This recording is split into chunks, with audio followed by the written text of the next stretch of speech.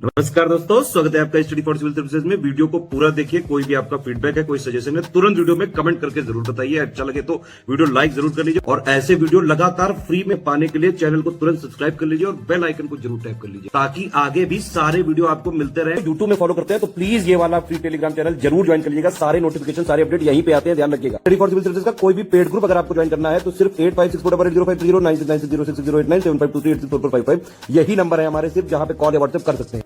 Instagram पे हमारा page जरूर फॉलो कर लीजिएगा, स्टडी फॉर सिविल .सर्विसेज है। ट्विटर पे हमको जरूर फॉलो कर लीजिएगा, @study for civil। इस वीडियो में हम अपनी मेंस आंसर राइटिंग प्रैक्टिस की सीरीज को कंटिन्यू रखते हुए मेंस के पर्सपेक्टिव से एक काफ़ी इंपॉर्टेंट टॉपिक क्वेश्चन के फॉर्म में कवर करेंगे। तो चलिए आगे बढ़ते हैं और क्वेश्चन के फॉर्म में एक नए टॉपिक को सीखते हैं।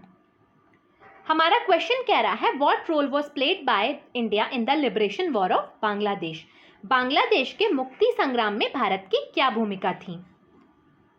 हम अपने आंसर की शुरुआत करेंगे बांग्लादेश और पाकिस्तान के बीच जो डिफरेंस आए थे उसका बैकग्राउंड बताते हुए, और वही डिफरेंसेस बाद में वॉर का कारण बनते हैं जिसमें इंडिया ने पार्ट लिया था। तो हम सबसे पहले बताएंगे कि जब ब्रिटिश भारत को भारत और पाकिस्तान में विभाजित किया गया था 1947 में, जब भारत और पाकिस्तान आज़ाद हुए थे और इंडिपेंडेंट कंट्रीज बने थे, उसी टाइम पे ही बांग्लादेश बना था, ईस्ट पाकिस्तान। तो ये हमारा इंडिया है। जैसे हमारा इंडिया है तो यहाँ पे इसके दोनों साइड में पाकिस्तान हुआ करता था उस टाइम पे। इंडिया का जो बंगाल प्रोविंस था उसका वेस्टर्न पार्ट इंडिया के हिस्से आ गया था, वो इंडिया का पार्ट बन गया था, और वहीं जो उसका ईस्टर्न साइड था वो ईस्ट पाकिस्तान बन गया था। तो पाकिस्तान के दो हिस्से थे, एक वेस्टर्न साइड और एक ईस्टर्न साइड। और जो बंगाल को दो पार्ट में विभाजित किया गया था, इसके बीच बोए जा चुके थे 1905 में ही, जब कर्जन ने बंगाल का विभाजन किया था। वो विभाजन 1911 में ख़त्म तो हो गया, बंगाल वापस से यूनाइट हो गया, लेकिन एक माइंडसेट लोगों का बन चुका था उस डिवीज़न को लेकर के, एक तरीके का डिवाइड क्रिएट हो चुका था जो कि इंडिपेंडेंस के बाद फिर से बन जाता है, और वो डिवाइड ईस्ट पाकिस्तान बना देता है वेस्ट पाकिस्तान के साथ। तो जब ब्रिटिश भारत को भारत और पाकिस्तान में विभाजित किया गया था, बांग्लादेश को पूर्वी पाकिस्तान के रूप में बनाया गया था। बांग्लादेश के गठन के बीच 1905 में बंगाल प्रांत के पश्चिमी और पूर्वी भागों में विभाजन के साथ बो दिए गए थे, जो बाद में 1911 में विलय हो गया। लेकिन 1947 में विभाजन के साथ बंगाल का पूर्वी हिस्सा, जो कि एक मुस्लिम बहुल क्षेत्र था, वो पूर्वी पाकिस्तान बन गया।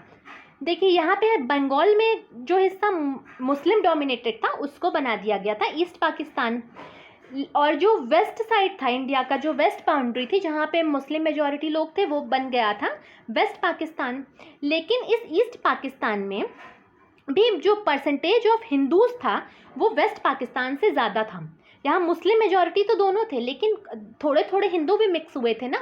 जब पार्टीशन हुआ तो दोनों कम्युनिटी के लोग जो वहाँ रहते थे, कुछ छोड़ के आए कुछ छोड़ के नहीं आए, तो दोनों में कंपेयर करने पे इस एरिया में हिंदूज ज़्यादा हुआ करते थे एज अ परसेंट। फिर आज़ादी के तुरंत बाद ही पाकिस्तान के दोनों हिस्सों यानी पूर्वी और पश्चिमी पाकिस्तान में कई मुद्दों पर झड़पें होने लगी, जैसे कि सांस्कृतिक, भाषाई, धार्मिक आधार पर दोनों हिस्सों में लड़ाइयाँ छिड़ने लगी, डिफरेंस देखे जाने लगे। सबसे पहला कारण ये था कि दोनों हिस्से, जो वेस्ट पाकिस्तान था और ईस्ट पाकिस्तान था, ये लगभग 16,000 किलोमीटर दूर थे, और पूरा एडमिनिस्ट्रेशन हो रहा था पाकिस्तान का वेस्टर्न साइड से, जो कि हमारे पंजाब के बॉर्डर के पास पड़ता था। वहाँ से एडमिनिस्ट्रेशन हो रहा था 16,000 किलोमीटर दूर का। एक तो ये दिक्कत आने लगी। दूसरा, जैसे मैंने पहले बताया कि यहाँ पर हिंदूज परसेंटेज वाइज दोनों में कंपैरिजन में ज़्यादा हुआ करते थे, तो एक रीजनल रिलीजन को लेकर डिफरेंस आया।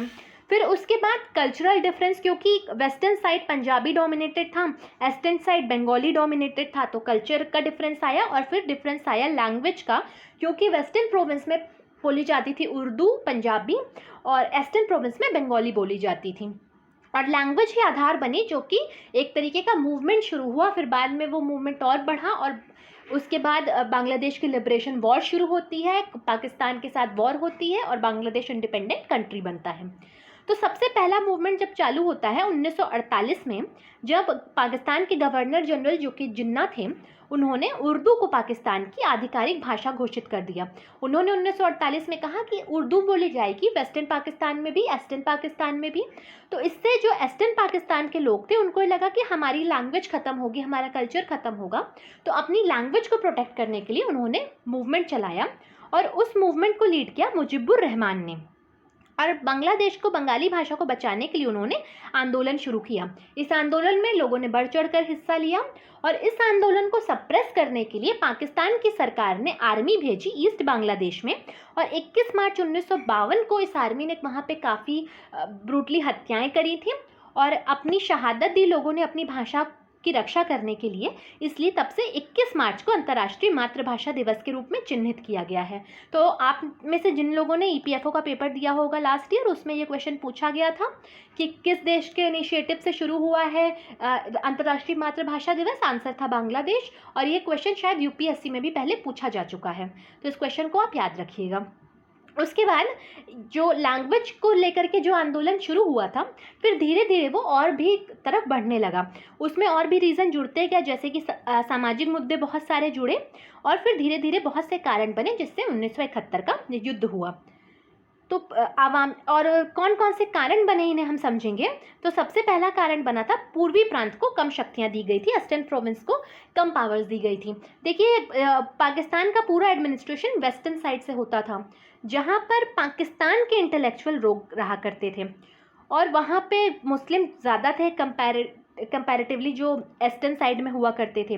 तो इनका ये मानना था कि अगर हम ईस्ट साइड को ज़्यादा पावर दे देंगे तो ये हो सकता है हमारे साथ लॉयल ना रहें, क्योंकि इसमें हिंदू परसेंटेज वाइज ज़्यादा हैं।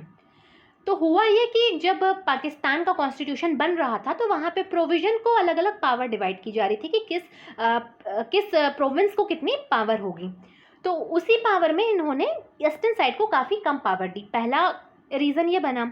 उसके बाद जो मुजिबुर रहमान थे वो पहले मुस्लिम लीग के मेंबर हुआ करते थे। जब उन्होंने मूवमेंट चलाया तो उन्होंने अपनी पार्टी छोड़ दी और उन्होंने आवामी लीग ज्वाइन कर ली और आवामी लीग का ईस्टर्न पाकिस्तान में काफ़ी बोलबाला था।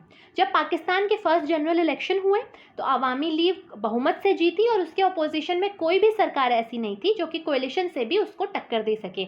तो नियम ये कहता है कि आवामी लीग को सेंट्रल पार्टी बनना चाहिए था, लेकिन क्योंकि वेस्टर्न साइड के लोग पूरा देश चला रहे थे, उन्होंने गवर्नर जनरल का शासन लगा दिया ईस्ट पाकिस्तान में। तो आवामी लीग को एक केंद्रीय पार्टी के रूप में मान्यता नहीं दी गई और पूर्वी पाकिस्तान में गवर्नर जनरल का शासन लागू कर दिया गया। यहीं से ग्राउंड बनना शुरू हो गया, चूँकि बांग्लादेश की लिबरेशन वॉर शुरू होती है। फिर उसके बाद अगरतला साजिश का मामला हुआ, मुजिबुर रहमान को गिरफ्तार कर लिया गया। तो अगरतला साजिश क्या थी? जब पाकिस्तान की आर्मी इस तरीके से नरसंहार कर रही थी ईस्ट पाकिस्तान में, उस टाइम पे पाकिस्तान के जो मुजिबुर रहमान और उनके साथ के कुछ लोग थे, स्पेशली आवामी लीग के जो लोग थे, वो इंडिया आए। उस टाइम पे इंडिया में इंदिरा गांधी जी की सरकार थी, तो उन्होंने इंदिरा गांधी से मदद मांगी। उस टाइम तो इंडिया ने मदद नहीं करी कुछ खास, लेकिन उसके थोड़े समय बाद इंडिया वॉर में एंट्री करता है। और जो अगरतला साजिश यही थी कि जो आवामी लीग के लोग इंडिया में आए थे मदद मांगने के लिए, उनके खिलाफ सेडिशन का चार्ज चलाया गया, देशद्रोह का चार्ज चलाया गया और उनको जेल में डाल दिया गया और ख़ास तौर पे मुजिबुर रहमान को गिरफ्तार किया गया। उसी टाइम पे एक भोला नाम का चक्रवात आता है बांग्लादेश में।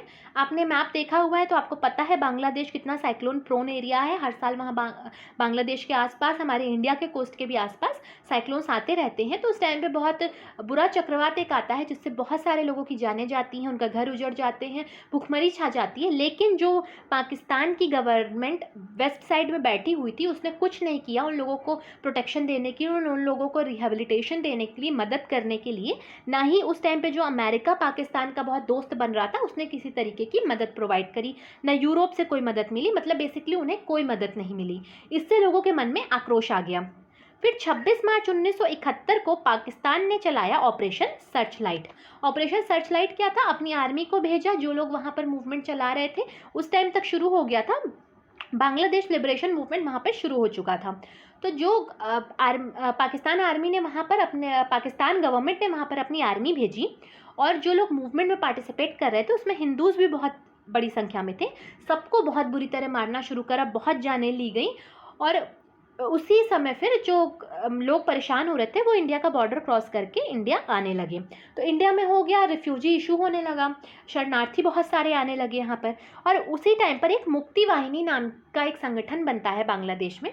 और मुक्ति वाहिनी संगठन बनता है उन सोल्जर्स से जिन्होंने अपनी आर्मी को छोड़ दिया था, पाकिस्तान आर्मी को छोड़ करके वो इकट्ठा हो गए थे क्योंकि वो अपने ही लोगों पर गोलीबारी नहीं करना चाहते थे। और मिल करके बांग्लादेश को लिबरेट करने के लिए उन्होंने एक संगठन बनाया जिसका नाम था मुक्ति वाहिनी। फिर अब भारत की भूमिका क्या रही हम इसे समझेंगे। कब भारत ने एंट्री ली बांग्लादेश की लिबरेशन वॉर में। लेकिन उससे पहले मैं आपको इन्फॉर्मेशन देना चाहती हूँ कि स्टडी फॉर सिविल सर्विसेज के पेड ग्रुप से स्टार्ट है।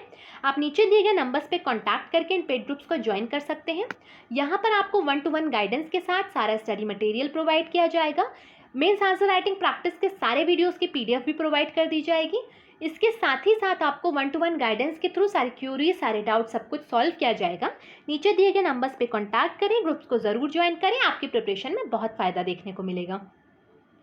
तो अब हम समझते हैं कि इस पूरे जो वॉर थी, लिबरेशन वॉर थी, इसमें भारत ने क्या भूमिका निभाई थी।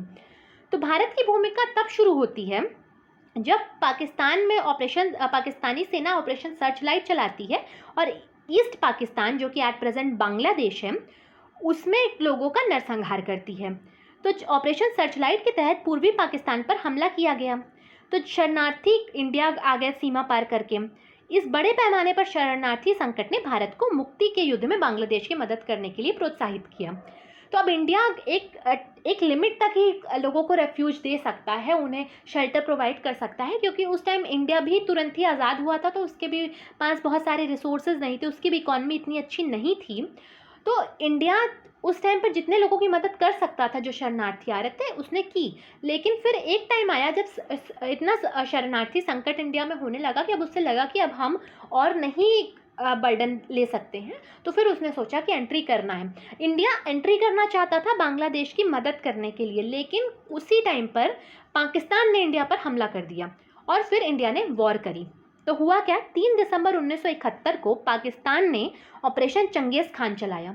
अब इस ऑपरेशन चंगेज़ खान में पाकिस्तान क्या करता है, हमारे जो वेस्टर्न साइड पे यानी हमारे पंजाब और हरियाणा वाला जो बॉर्डर है, इसमें इंडियन आर्मी के जो इंडियन एयरफोर्स के जो एयर बेसिस थे, जहां हमारे लड़ाकू विमान रखे जाते हैं, वो एयर बेसिस जो थे उन सब पे हमला कर दिया।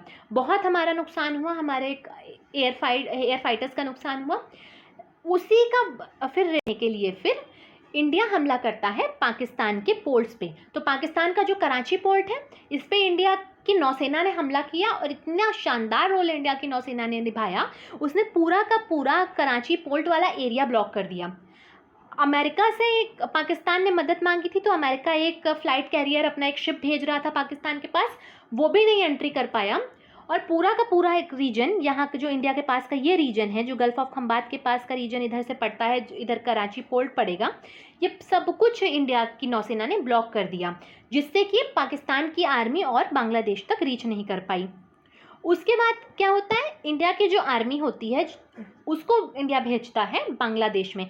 नौसेना ने एक तरह से इसकी पाकिस्तान की जो पोर्ट है इनको कैप्चर करके रखा हुआ है। इधर से इंडिया की आर्मी बांग्लादेश में एंटर कर रही है और बांग्लादेश की जो आर्मी थी, जो मुक्ति वाहिनी थी, उसके साथ मिलकर के इंडिया ने जो पाकिस्तानी सैनिक वहाँ थे जो नरसंहार कर रहे थे उनको हराया। और इतनी जल्दी वॉर ख़त्म हो गई, मात्र 13 दिन में। 3 दिसंबर को पाकिस्तान ने वॉर छेड़ी थी, 13 दिन बाद यानी 16 दिसंबर को पाकिस्तान ने इंडिया के आगे सरेंडर कर दिया और बांग्लादेश को लिबरेट कर दिया। तो भारतीय नौसेना ने ऑपरेशन ट्राइडेंट चलाया। तो जो ये पूरा ब्लॉक किया था पाकिस्तान का पोर्ट इंडिया ने, इसका नाम था ऑपरेशन ट्राइडेंट। ये ऑपरेशंस के नाम आपको याद रखने हैं, कभी एग्जाम में पूछे जा सकते हैं और पूछे जा भी चुके हैं पहले। तो कौन सा ऑपरेशन चला था ये आपको याद रखना है। तो भारतीय नौसेना ने ऑपरेशन ट्राइडेंट चलाया और पाकिस्तान के कराची नौसैनिक बंदरगाह पर हमला कर दिया। भारतीय सेना को बांग्लादेश भेजा गया और मुक्ति वाहिनी की मदद से उसने 16 दिसंबर 1971 को पाकिस्तानी सेना को हरा दिया। पाकिस्तानी सेना ने आत्मसमर्पण कर दिया और बांग्लादेश एक स्वतंत्र देश के रूप में मान्यता पा लेता है। इससे दक्षिणी पूर्व एशिया की भू राजनीति पूरी तरीके से बदल जाती है और बांग्लादेश की मुक्ति भारत की अब तक की सबसे बेहतरीन विदेश नीति है। तो अब तक की सबसे बेहतरीन विदेश नीति माना जाता है बांग्लादेश का लिबरेशन इंडिया ने जो इस वॉर में पार्टिसिपेट किया था, क्योंकि अगर इंडिया दोनों साइड से पाकिस्तान से घिरा होता आज की डेट में तो बहुत ज़्यादा इंडिया को प्रॉब्लम देखने को मिलती। दो साइड से टेरर अटैक यहाँ से देखने को मिलते, साथ में ऊपर चाइना तो बैठा ही हुआ है और यहाँ पे belt and road initiative China चला ही रहा है, तो इंडिया को पूरी तरीके से घेर लेते इंडिया के जो नेबरिंग कंट्री, जो इंडिया के दुश्मन हैं। अब एट प्रेजेंट इंडिया प्रॉब्लम तो फेस कर रहा है, लेकिन खाली अपने वेस्टर्न बॉर्डर पर कर रहा है और चाइना की तरफ से कर रहा है। बांग्लादेश से इंडिया का मनमुटाव तो चलता है, तीस्ता रिवर के इशू को लेकर के चलता है, कभी कभी लैंड बाउंड्री इशू को लेकर के चलता है, लेकिन टिल डेट पाकिस्तान की तरफ से कोई भी टेरर अटैक जैसी घटना इंडिया में नहीं हुई है। और कभी भी ज़रूरत आगे आने वाले समय में पड़ी तो बांग्लादेश इंडिया का एक तरह से कर्जदार है और इंडिया का साथ ज़रूर देगा। तो इसी के साथ हमारा ये टॉपिक कंप्लीट होता है। आने वाले वीडियो में हम एक अगला इंपॉर्टेंट टॉपिक जो कि मेंस के पर्सपेक्टिव से काफ़ी इंपॉर्टेंट है उसको डिस्कस करेंगे क्वेश्चन के फॉर्म में। बने रहिएगा चैनल के साथ, मिलते हैं नेक्स्ट वीडियो में। Thank you for watching.